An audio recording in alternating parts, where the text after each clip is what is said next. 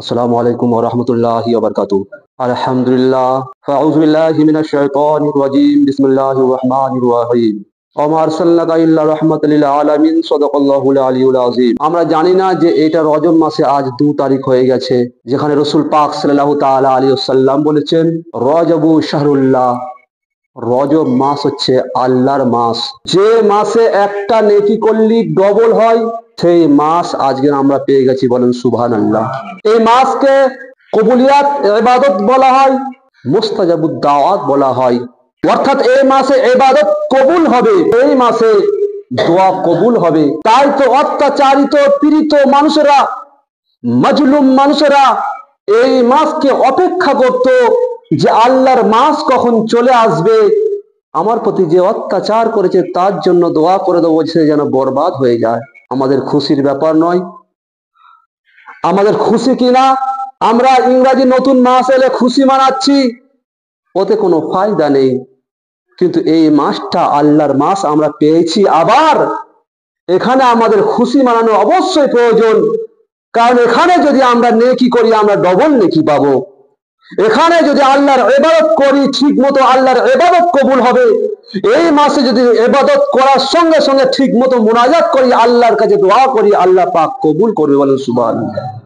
এই মাসে প্রথম হয়তো নূহ আলাইহিস সালাম নিজের মান্যওয়ালা আল্লাহর মান্যওয়ালাকে যেমন গুনাহ থেকে বাঁচিয়ে নৌকায় চাপিয়ে নাজাত দিয়েছে, ওইভাবে রাসূল করিম সাল্লাল্লাহু তাআলা আলাইহি ওয়াসাল্লাম তার আল্লাহর সঙ্গে দিদার করার জন্য মুমিন বান্দাদের জন্য নামাজ নিয়েছেন। বলেন সুবহানাল্লাহ।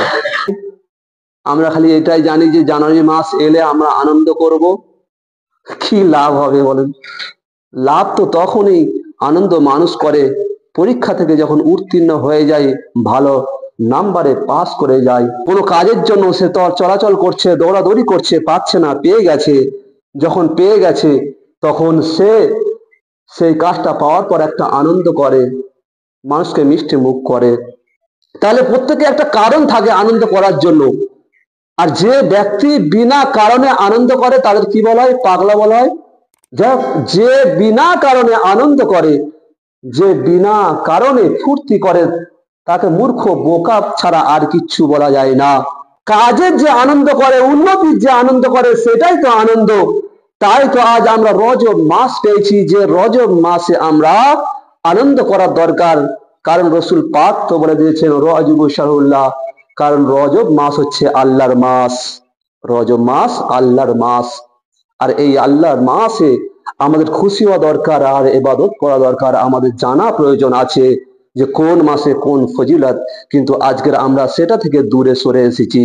ব্রাদার মিল্লাত ইসলামিয়া হাদিসের মধ্যে এসেছে, হয়তো মুসা আলাইহিস সালাম বলছেন, যখন তোমাদের কাছে ধন সম্পত্তি চলে আসবে বা ধনী ব্যক্তি চলে আসবে, তখন মনে করো তোমাদের পাপের শাস্তি চলে এসেছে।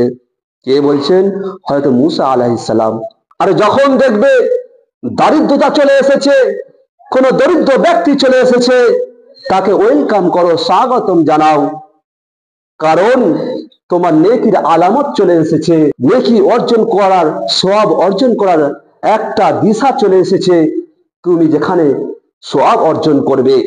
হয়তো মুসা আলাইহিস সালাম বলেন, হায় মানব জাতি, তোমরা হয়তো ঈসা আলাইহিস সালামের অনুসরণ করো।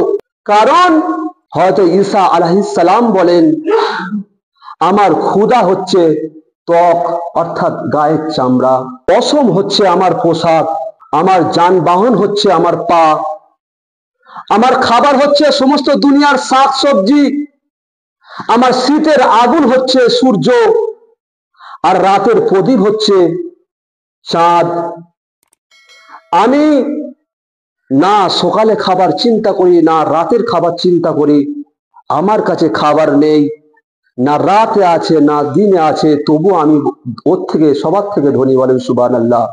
তাহলে আজকের আমরা সেই রাসূল পাক সাল্লাল্লাহু তাআলা আলাইহি ওয়াসাল্লামের জীবনকে লক্ষ্য করছি না।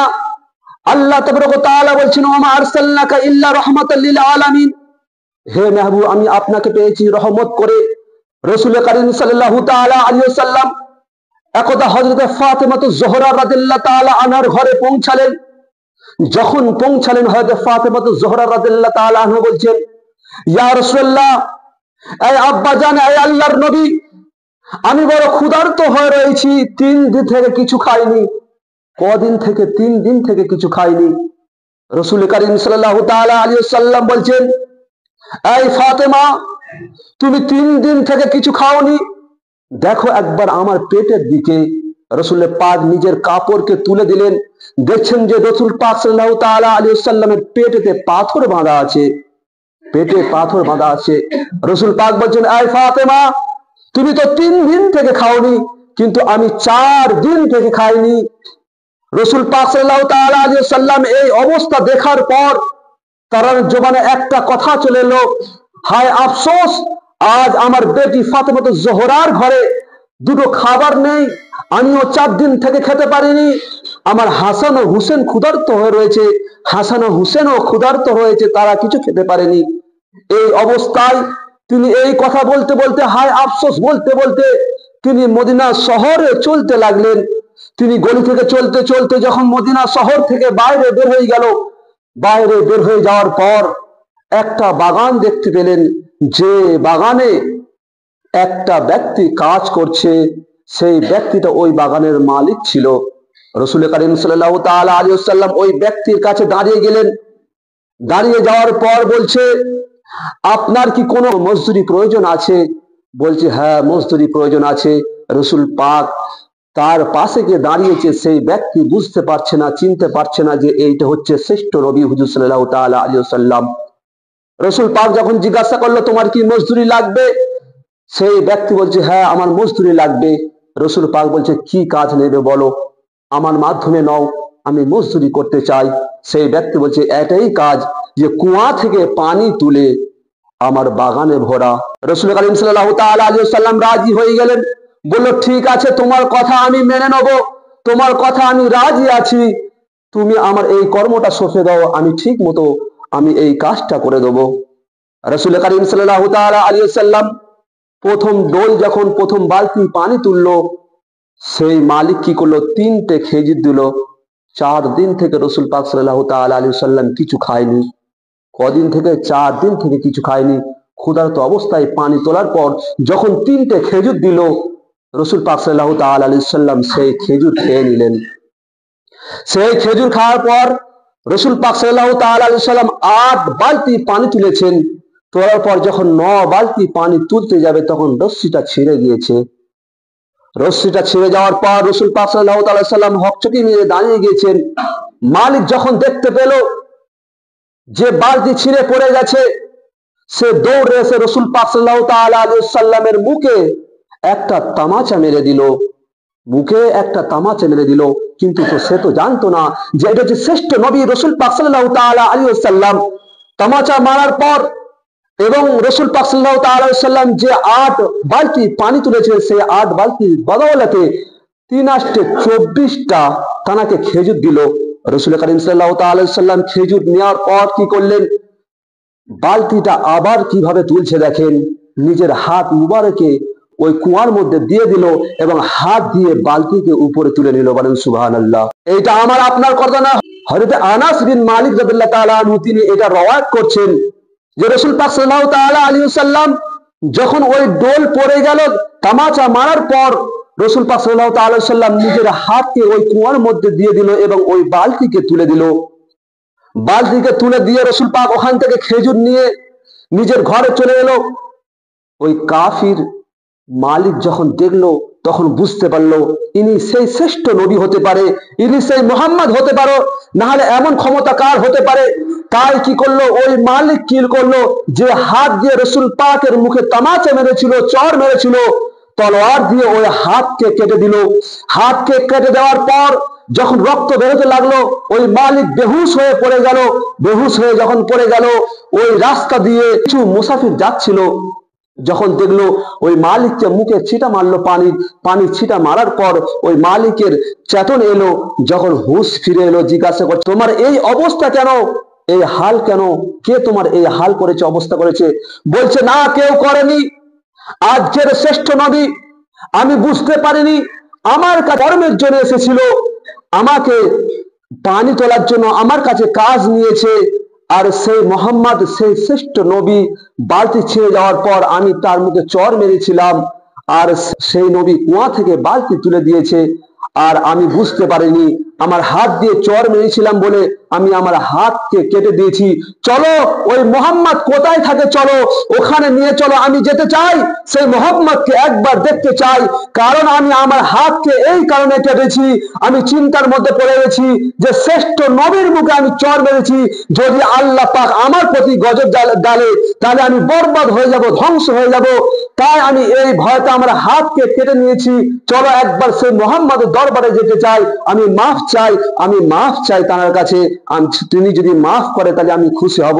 ব্রাদার মিল্লাত ইসলামিয়া, ওই মুসাফির কি করলো, ওই ব্যক্তিকে নিয়ে যখন পৌঁছালো রাসূল পাক সাল্লাল্লাহু তাআলা আলাইহি সাল্লামের দরবারে, সেখানে হযরত আবু বকর ছিল, হযরত উসমান গনি ছিল, হযরত উমর ফারুক রাদিয়াল্লাহু তাআলা আনহু ছিল। তারা জিজ্ঞাসা করলো, কি দরকার, তুমি কেন এসেছো? আমি মুহাম্মাদের সঙ্গে দেখা করতে চাই। হযরত সালমান ফারসি রাদিয়াল্লাহু তাআলা আনহু তিনি কি করলেন, সেই ব্যক্তির হাত ধরে হযরত ফাতেমাতুজ জোহরার ঘরে পৌঁছালেন। সেখানে রাসূল পাক সাল্লাল্লাহু তাআলা আলাইহি সাল্লাম নিজের কোলের উপর ডান জানুতে হয়তো হাসানকে বসিয়ে রেখে এবং বাম জানুতে হয়তো হুসেনকে বসিয়ে দুজনাকে খেজুর খাওয়াচ্ছিলেন এবং নিজেই খাচ্ছিলেন। ব্রাদার মিল্লাত ইসলামিয়া, আজকের চিন্তা করে দেখেন, আজকের আমাদের সেই কষ্ট নেই, সেই দুঃখ নেই, সেই আমাদের শাস্তির মধ্যে নেই, যেখানে আমাদের ভুকা থাকতে হচ্ছে, কষ্ট থাকতে হচ্ছে। তবুও চিন্তা করে দেখেন, আজকে কত সুচ্ছল দিন চলে এসেছে, কত ভালো দিন চলে এসেছে। আল্লাহ পাক আমাদের রুজির মধ্যে, বরকতের মধ্যে, আমাদের রুজির মধ্যে ভরে রেখে দিয়েছে। আমাদের রুজির কষ্ট আসে না, খাবারের কষ্ট আসে না, কেউ এক বেলা না খেয়ে নেই, এইরকম নেই। মানুষ প্রত্যেকের রুজি আল্লাহ পাক দিয়ে দিচ্ছে। তার সত্ত্বেও আজকে কিন্তু আমরা সবকিছু ভুলে গিয়ে, আল্লাহকে ভুলে গিয়ে আমরা ইবাদত করতে পারি না। ব্রাদার মিল্লাত ইসলামিয়া, সময় হয়ে গেছে, একটুখানি ওয়াকিয়াটা শেষ করে দেবো। তো হযরত রাসূল পাক সাল্লাল্লাহু তাআলা আলাইহি সাল্লাম হযরত ফাতেমাতুজ জোহরার ঘরে উপস্থিত ছিলেন, হাসান ও হুসেনের খেজুর খাওয়াচ্ছিলেন। ব্রাদার মিল্লাত ইসলামিয়া, এই মুসাফির গুলো এবং হযরত সালমান ফারসি কি করলো, ওই ব্যক্তিকে, ওই মালিককে নিয়ে গেল এবং দৌড় ঠুকলো। রাসূল পাক সাল্লাল্লাহু তাআলা আলাইহি সাল্লাম হযরত ফাতেমা জোহরাকে বললেন, যাও একবার দেখো তো কে এসেছে। যখন এলো তো সমস্ত ঘটনা ওই মালিকটা বলল, সমস্ত ঘটনা হযরত ফাতেমা জোহরার কাছে বললেন। হযরত ফাতেমা জোহরা রাদিয়াল্লাহু তাআলা আনহা তিনি কি করলেন, রাসূল পাকের দরবারে পৌঁছে গিয়ে বলছেন, ইয়া রাসূলুল্লাহ, ওই ব্যক্তি যেখান থেকে আপনি খেজুর এনেছেন, যে ব্যক্তির আপনি কর্ম করেছেন, ওই ব্যক্তি হাত কাটা অবস্থায় আপনার দরবারে ফিরে এসেছে। ব্রাদার মিল্লাত ইসলামিয়া, সালমান ফারসি কি করলেন, রাসূল পাক সাল্লাল্লাহু তাআলা আলাইহি সাল্লামের দরবারে কি করলেন, ওই ব্যক্তিকে নিয়ে গেলেন।